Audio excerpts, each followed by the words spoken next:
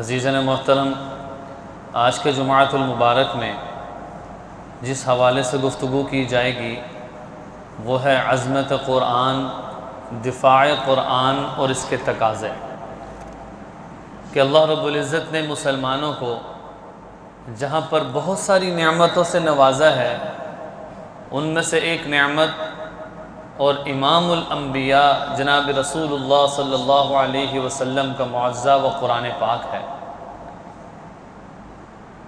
گزشتہ روز چند دنوں پہلے سویڈن میں ایک مسلمان نے قرآن پاک کی بے حرمتی کی ہے،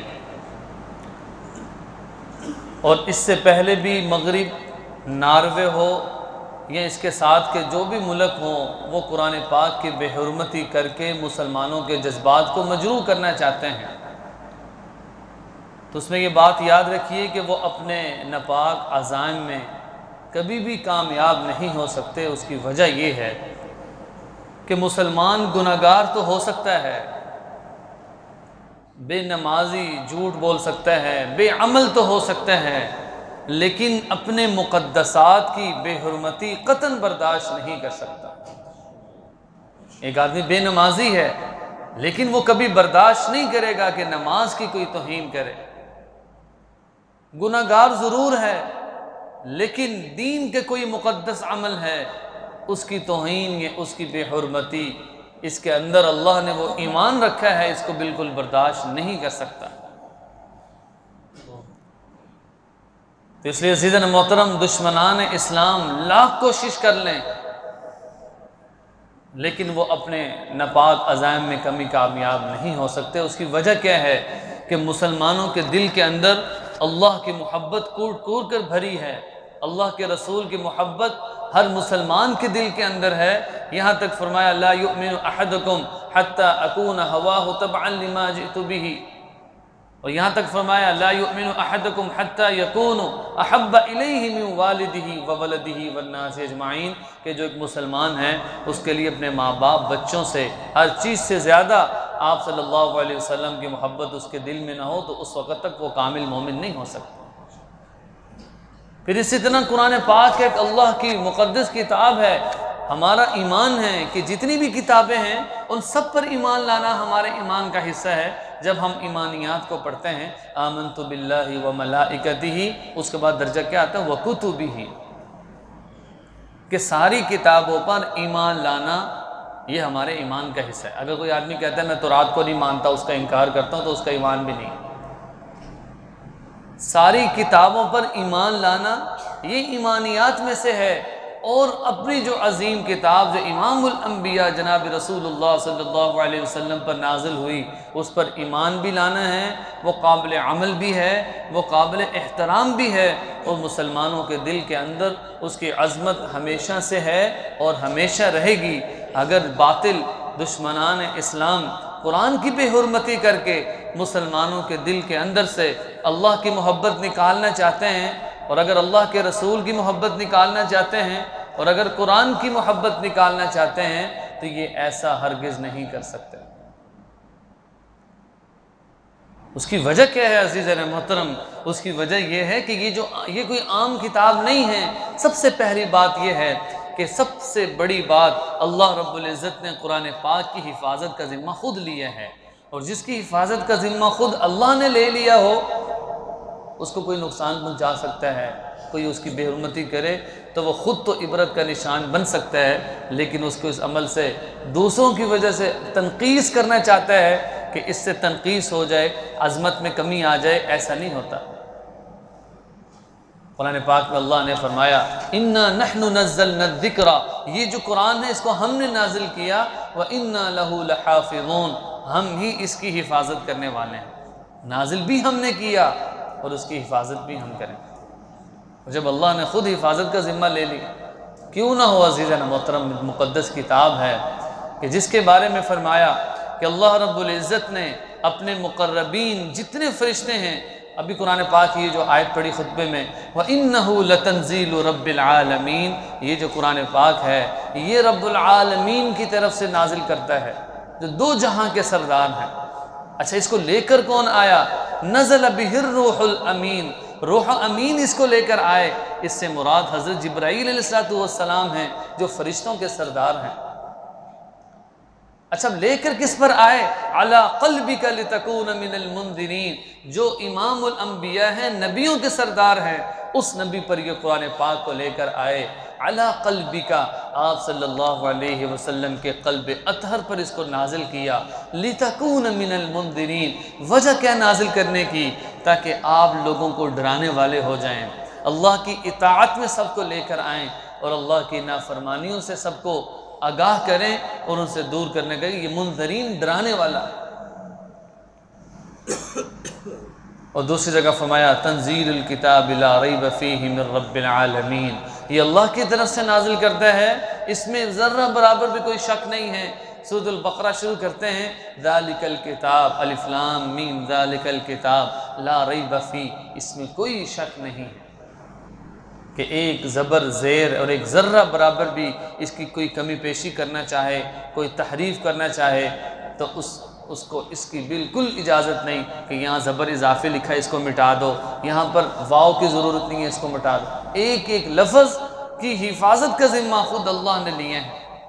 آپ صلی اللہ علیہ وسلم کے زمانے سے لے کر آج تک وہ ہر زمانے میں ایک بڑی جماعت نے اس کی حفاظت کی ہے۔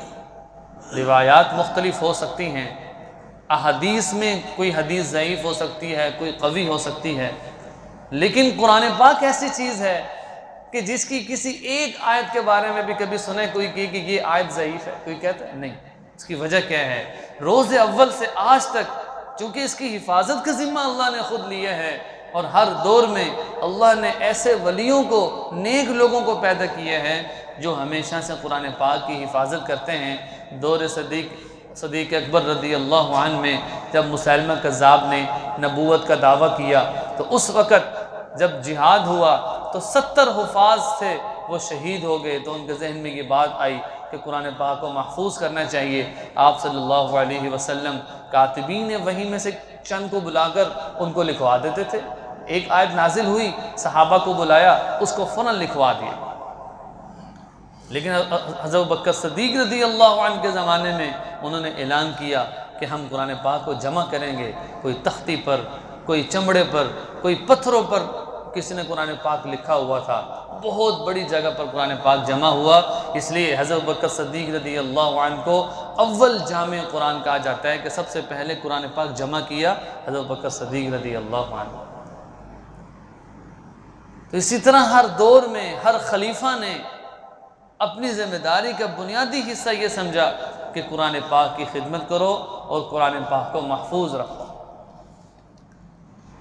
اس لیے حضرت محترم، یہ جو قرآن پاک ہے، جہاں پر یہ مقدس کتاب ہے، جس رات میں یہ نازل ہوتا ہے، اللہ اس رات کو تمام راتوں کا سردار بنا دیتے ہیں۔ لیلۃ القدر میں قرآن پاک دفعتاً نازل ہوا، انا انزلناہ فی لیلۃ القدر، ہم نے اس کو لیلۃ القدر میں نازل کیا۔ وما ادراک ما لیلۃ القدر، آپ کو کیا معلوم کہ لیلۃ القدر ہے کیا؟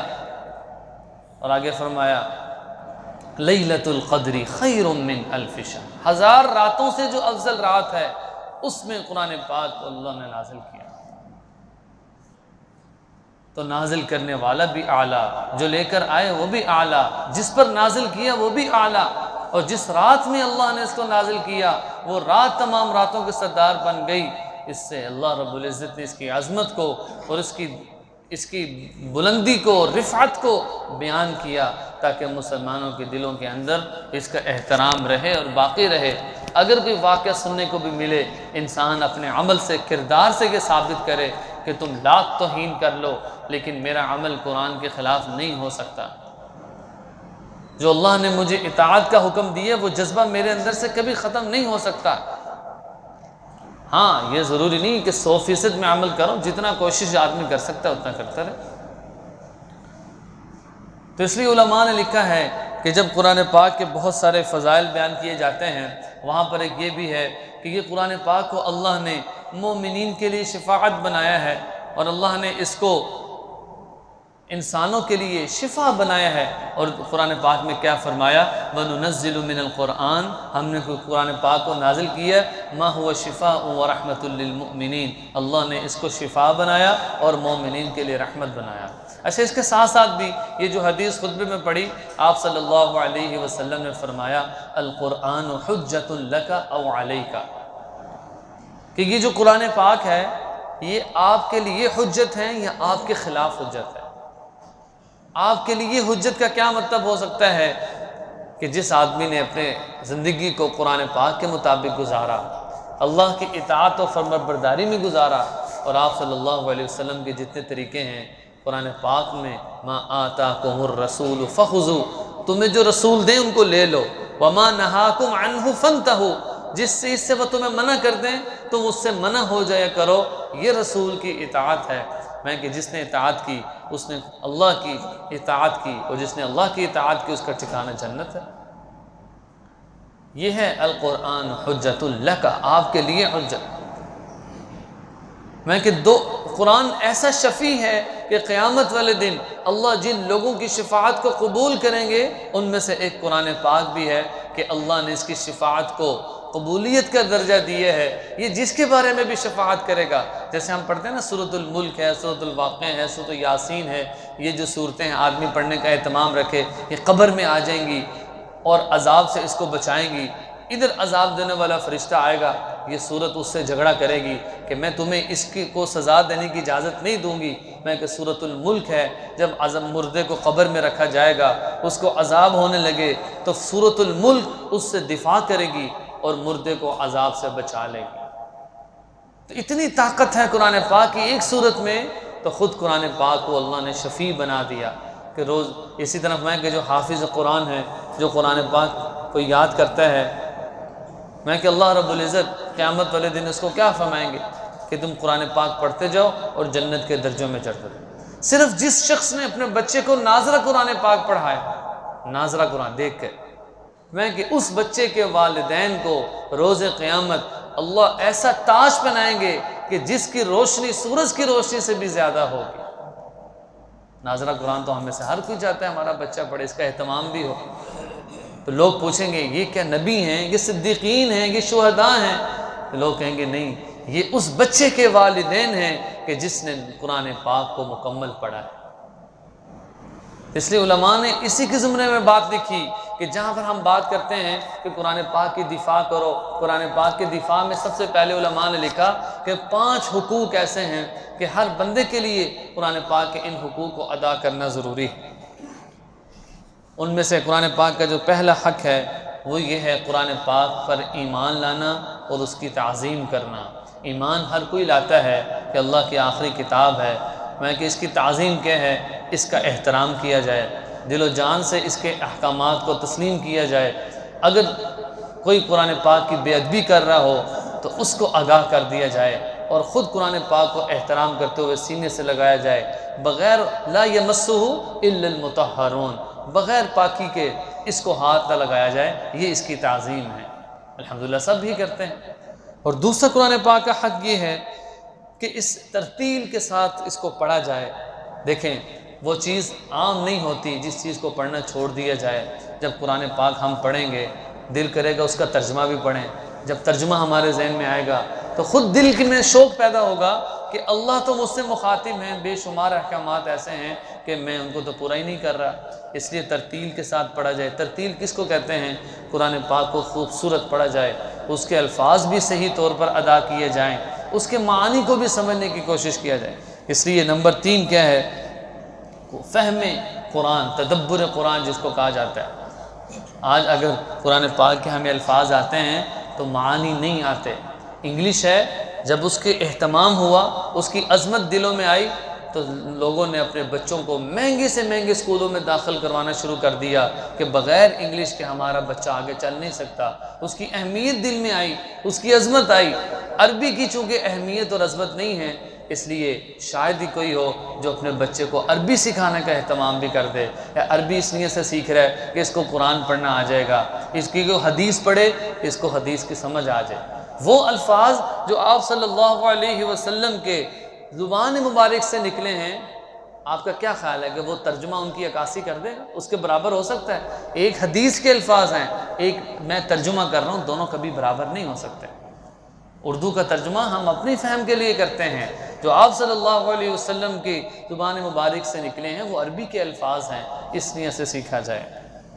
چوتھے نمبر پہ یہ ہے کہ قرآن پاک کے جتنے بھی احکامات ہیں مجھے پتہ چلے تو ہم آگے لوگوں تک پہنچائیں، اس پر عمل کروانے کی کوشش کریں۔ پانچواں یہ ہے کہ اس پر عمل بھی ہو۔ ایک چیز ہے علم کا آنا اور دوسرا ہے عمل میں کہ تمام معلومات ہماری معمولات بن جائیں۔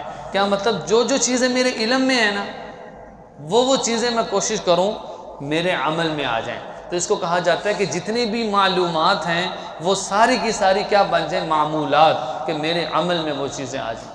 اس لیے محترم آپ صلی اللہ علیہ وسلم کے زمانے میں بے شمار ایسے واقعات ہیں کہ کافر ہیں، شاعر ہیں، لیکن قرآن پاک میں ایسی تاثیر اللہ نے رکھی ہے کہ جب کافر بھی اس کو سنتے ہیں تو وہ اسلام میں داخل ہو جاتے ہیں۔ آپ نے واقعہ سنا ہوگا، لمبا واقعہ ہے، حضرت عمر فاروق رضی اللہ عنہ کا، گھر سے نکلے ہیں آپ صلی اللہ علیہ وسلم کو قتل کرنے کے نعوذ باللہ ارادے سے، لیکن جب پتہ چلتا ہے کہ ان کی بہن تو اسلام میں داخل ہو گئی، وہاں پر جاتے ہیں، کہتے ہیں مجھے بتاؤ تم کیا پڑھ رہے ہو؟ تو سورۃ الطٰہٰ کی تلاوت کی جاتی ہے۔ تو حضرت عمر فاروق رضی اللہ عنہ وہ جو آپ صلی اللہ علیہ وسلم کے قتل کے ارادے سے نکلے تھے، سورۃ الطٰہٰ کی جیسی قرآن پاک کی تلاوت ہوئی ان کا دل نرم ہوتا گیا۔ میں کہ مجھے بھی بتاؤ کیا پڑھ رہے ہو؟ غسل کروایا اور آپ صلی اللہ علیہ وسلم کی خدمت میں جا کر اسلام قبول کر لیا۔ اسی طرح ایک صحابی ہیں سیدنا سوید بن صامت، یہ فرماتے ہیں کہ میں شاعر تھا، مسلمان نہیں تھا، کافروں کی طرف سے میں بڑا شاعر تھا، شعر و شاعری کیا کرتا تھا، اپنے شاعر کے ذریعے سے اگلے کو میں مغلوب کر دیتا تھا۔ ایک مرتبہ مجھے علم ہوا کہ آپ صلی اللہ علیہ وسلم حج عمرے کے لیے تشریف لے گئے، میں بھی وہاں پہ گیا، تو میں نے وہاں پہ آپ صلی اللہ علیہ وسلم کو تلاوت کرتے ہوئے سنا۔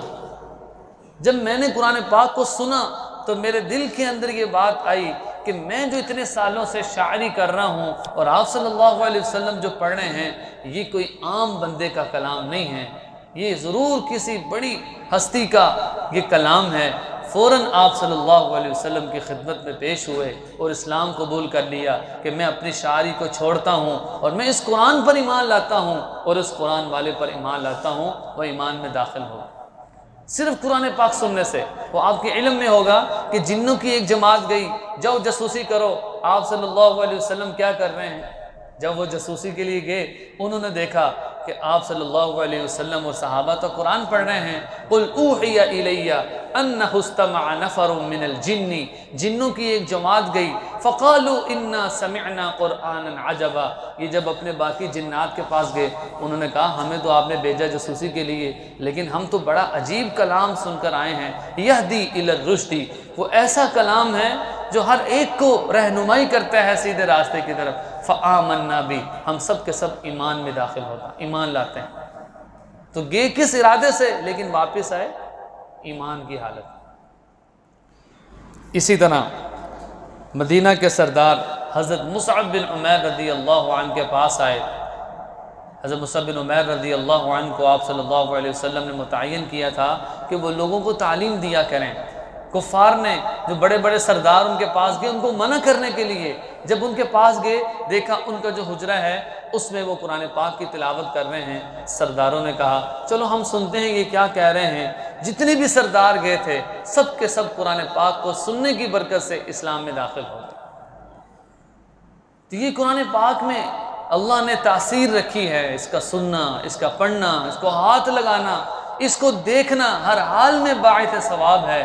اس لیے کبھی بھی دلوں کے اندر سے اس کی عظمت اور محبت کو نہیں نکالا جا سکتا۔ اس لیے محترم یہ بے شمار واقعات ہیں، اور اللہ رب العزت نے اس قرآن کے بدلے میں آج کی بات نہیں ہے، اس دور میں بھی چیلنج کیا کہ اس جیسی ایک آیت لے کر آؤ۔ ام یقولون افترا قل فأتوا، یہ کہتے ہیں نا کہ آپ صلی اللہ علیہ وسلم نعوذ باللہ غلط کہتے ہیں، قل فأتوا بعشر سور مثلہ، تم اس قرآن جیسی 10 صورتیں لے کر آؤ، اور دوسری جگہ فرمایا فأتوا بسورۃ من مثلہ، تم اس قرآن جیسی ایک صورت بھی لے کر آ جاؤ، تم ہرگز ایسا نہیں کرو۔ میں کہ قل لئن اجتمعت الانس والجن، اگر جن اور انس کو تم جمع کر لو، علی ان یاتوا بمثل هذا القرآن لا یاتون بمثلہ، تم اس قرآن جیسی کوئی آیت یا کوئی کتاب لے کر آؤ، ولو کان بعضهم لبعض ظہیرا، تم سب ایک دوسرے کے مددگار بھی بن جاؤ، پھر بھی تم اس قرآن جیسی کوئی ثانی نہیں لے کر آ سکتے۔ تو اس لیے عزیزان محترم، یہ جو قرآن پاک ہے یہ ہمارے دلوں کے ایمان کا، ہمارے ایمان کا حصہ ہے، ہمارے دل کے اندر اس کی محبت ہے۔ سویڈن ہو یا کوئی بھی ملک ہو، نوجوان قرآن پاک کی بے حرمتی کرے، سب سے پہلے ہم اپنے عمل سے یہ ثابت کریں کہ ابھی بھی ہمارے اندر قرآن پاک کی محبت، اس کے لیے عمل موجود ہے۔ دوسرا جو ہم کر سکتے ہیں، اگر احتجاج کر سکتے ہیں ہم احتجاج کریں، جو ہمارے سے ہو سکتا ہے اس قرآن پاک کی محبت کے لیے ہم اظہار کریں۔ دعا ہے کہ اللہ رب العزت ہمیں ان ساری باتوں پر کہنے سننے سے زیادہ عمل کرنے کی توفیق نصیب فرمائے۔